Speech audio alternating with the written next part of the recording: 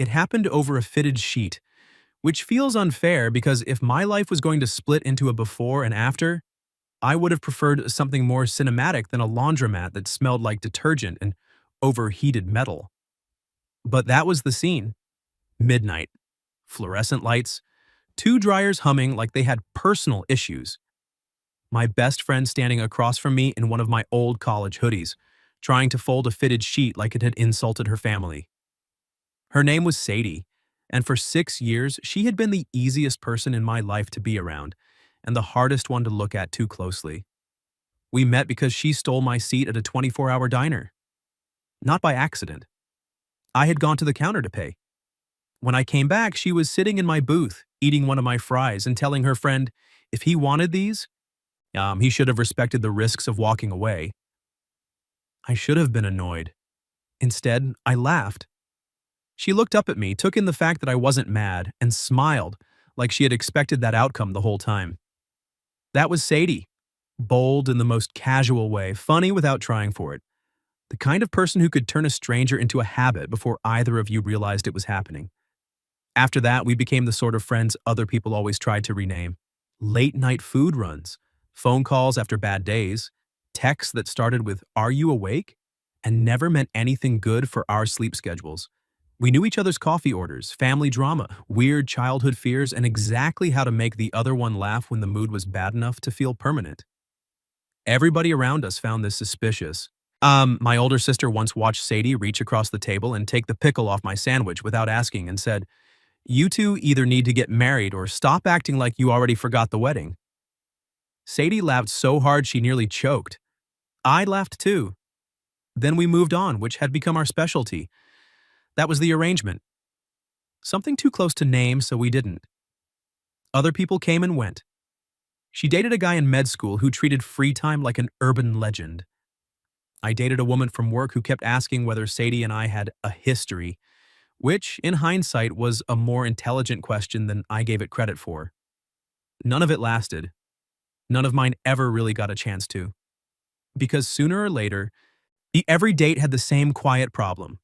I would leave wondering why spending 3 hours with someone new had felt like work when spending 6 with Sadie felt like breathing. That is not a helpful comparison. So I stopped making it, or at least I stopped admitting I was making it. Then came the laundromat.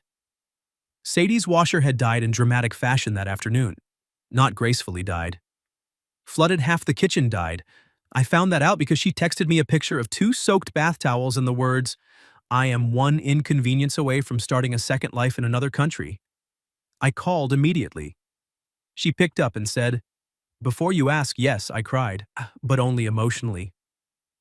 By 9:30, I was helping her carry 2 laundry bags down the block to the all-night laundromat near the corner pharmacy. I told her as we pushed through the door, most people would simply do laundry before a domestic breakdown. Most people are cowards. That doesn't mean anything. It means, she said, steering a cart with one bad wheel, I'm interesting under pressure. That was the thing with Sadie. Even disasters sounded manageable in her voice. By 10:15, we had claimed 3 machines, bought terrible vending machine crackers, and gotten into an argument over whether dryer sheets actually did anything or were just emotionally persuasive pieces of paper. "I'm telling you," she said, tossing one into the machine, "these are a scam." "And yet," I said, "you're using them." She pointed at me. "That is not the gotcha you think it is." An older woman near the folding table looked over, smiled to herself, and went back to matching socks. That should probably tell you everything. By 11:40, most people had cleared out. The laundromat was nearly empty except for us, one college kid asleep over a textbook, and a man in the corner who had been staring at the same spin cycle like it had offended him personally. Sadie and I had taken over the folding table. She was standing on the opposite side from me, hair twisted up badly, sleeves pushed past her elbows, trying to tame the fitted sheet and losing with dignity. "Why does this exist?" she asked. "To punish people." "It's cloth," she said. "It should know its place." "That sounds fascist." "That sounds efficient." I laughed and reached across to help her catch one corner. Our hands brushed. That should have meant nothing. With us, things like that happened all the time. Still, neither of us moved right away.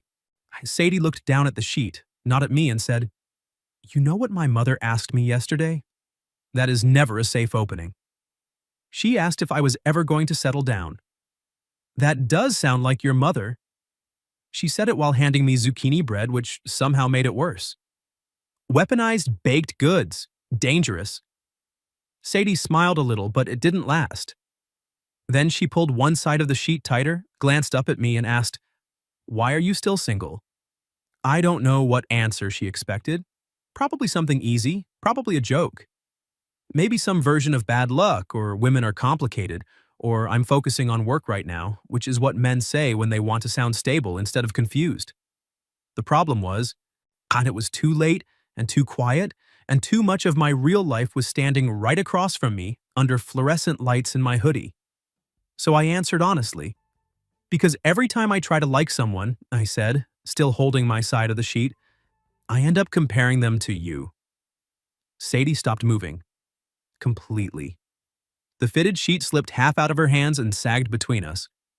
I could have stopped there. I should have stopped there. Instead, because the truth was already out and apparently in a reckless mood, I added, "And nobody ever feels as easy as you do." The dryers kept humming.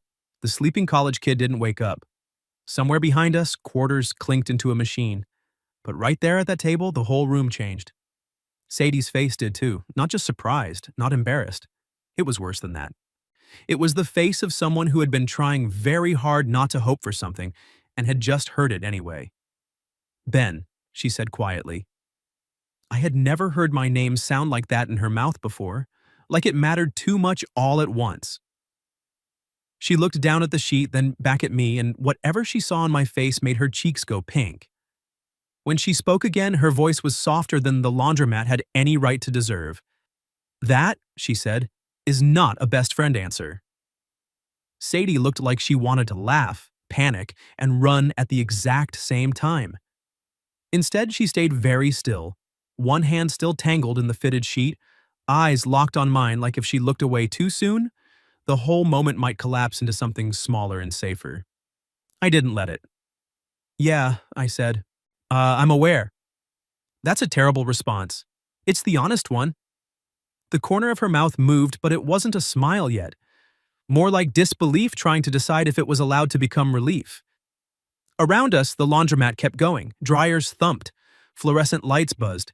Someone's wash cycle ended with 3 cheerful beeps that felt weirdly rude given what was happening at our table. Sadie set her side of the sheet down slowly.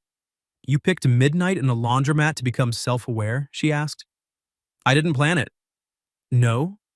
"No, I planned on saying something smart and detached." I glanced at the sheet between us. Unfortunately, I was holding bedding and the truth came out first. That got her. A real quick laugh. The kind I'd spent years chasing without admitting that was what I was doing. Then she looked at me again, and all the humor slipped back into something quieter. "Ben," she said, softer now, "do you mean that?" I could have hedged, made it lighter. Claimed exhaustion had made me sentimental, but I was tired of watching every real thing between us get rerouted into a joke. So I said, "Yes. Simple. Clean. No place to hide." Sadie swallowed. The pink in her face deepened just a little, and suddenly I could see all the versions of this conversation she must have imagined before tonight. The easy ones, the impossible ones, the ones where I laughed and ruined everything. I hated that those were even options in her head. "I think," I said, "I've known something was wrong with me for a while." That lifted one eyebrow. "Wrong with you?" "You know what I mean. I'd like to hear you explain it." "Fair." I looked down at the folded towels beside us, and then back at her. I mean, every time I tried to date someone, it felt like I was grading them against a standard they didn't know existed. I smiled without meaning to, and the standard was you. Sadie stared, not shocked anymore. Just listening with that dangerous stillness people get when the thing they've wanted is finally happening, and they're afraid to move too quickly in case they scare it off. I kept going. "You're the person I want to call first. You're the person I want sitting next to me when something goes wrong. Half my week is built around whether I'm going to see you, and I've been pretending that's just convenience because I was too much of a coward to ask what it actually meant. Her eyes dropped for a second. When she looked back up, they were brighter. That, she said quietly, is a little unfair. I know. No. I'm really. You don't get to say something like that this casually. This is casual? You're standing in front of me holding a pillowcase like you just announced the weather. I looked down. She had a point. That does weaken the moment. It destroys the moment. Despite herself, she smiled. And once she smiled, it got easier to breathe. Not easy. Just possible again. I let go of the pillowcase and stepped around the folding table. Slowly enough to give her room. Slowly enough that if she wanted to turn this back into a joke, she could. She didn't. She just watched me come to her side like she was trying very hard not to hope too visibly. How long? I asked. Sadie laughed once under her breath. That's a rude question. Probably. She looked past me at the dryers, then back at my face. Since your birthday last fall. I frowned. Us, the one where my cake collapsed? Yes. That is not flattering for me. It wasn't the cake, she said. It was the part where you spent the entire night making sure everybody else had plates, drinks, chairs, whatever they needed, and then sat on the kitchen floor with me at 1 a.m, eating the broken pieces like it was the best part of the party. Her mouth softened. I went home and realized I was in trouble. That landed hard enough to make the room blur for half a beat. Because I remembered that night. Her leaning against my cabinet in socks, laughing with frosting on her thumb. The weird, stupid piece of it. You could have said something, I murmured. She gave me a look. You could have too. Strong point. I know. There was a pause after that, but not an empty one. It felt full in the right way. Like we had finally stopped shoving the same truth into different corners. Then Sadie asked, so what happens now? I should have had something polished ready. Something romantic and smooth and worth the years it had taken me to get here. Instead, what came out was, I'm really glad your washer broke. Sadie blinked. Then she laughed so hard she had to grab the edge of the table. That, she said, is one of the least elegant things anyone has ever said to me. I know, but it feels important. It does not. It kind of does. She was still laughing when she looked up at me, and I swear that was the moment the last bit of fear left the room. Because there she was, my best friend, my favorite person, the girl who had apparently been ruining her own dates by comparing people to me too. If the look on her face meant what I thought it meant. You're impossible, she said. And yet, that little smile again, warmer now, closer to home. Then she asked quieter, are you about to kiss me, or are we going to keep emotionally circling each other between industrial dryers until sunrise? I smiled. That sounds expensive. Ben. Yeah, I said, stepping closer. I am. I touched her face lightly, slow enough to let her change her mind. She leaned into my hand before I even finished. So I kissed her. Soft at first. Careful. The kind of kiss that doesn't feel sudden at all once it happens. Because some part of you has been moving toward it for years without admitting it. When we pulled apart, Sadie stayed close, smiling in that stunned, private way people do when something they've imagined too many times finally becomes real. Well, she murmured. That definitely changed my relationship with fitted sheets. I laughed against her forehead. That feels fair. No, it doesn't. It feels ridiculous. You started with the laundry emergency. My washer started it. Convenient legal defense. She kissed me again before I could say anything else, quicker this time, like she was confirming it still felt as good as the first one. It did. A little later, we actually finished folding everything, which I think deserves more credit than it's getting. Sadie claimed I was worse at fitted sheets now because I was emotionally distracted. I said she wasn't exactly helping by smiling at me like that over pillowcases. An older woman collecting her laundry basket glanced between us and said, finally, as she walked out. Sadie buried her face in my shoulder for a full second. That is so humiliating, she mumbled. The public seems supportive. I hate the public. Noted. A week later, not much about us looked different from the outside. We still did late-night food runs, still stole each other's fries, Still argued over movies and dryer sheets and whether her plant looked healthy or just judgmental. The difference was that now she reached for my hand on the walk home, and I stopped pretending the best part of my life was just a very intense friendship. It wasn't. It was her. It had probably always been her. So tell me, if you were in my place, what would you have done when your best friend asked why you were still single? Leave it in the comments.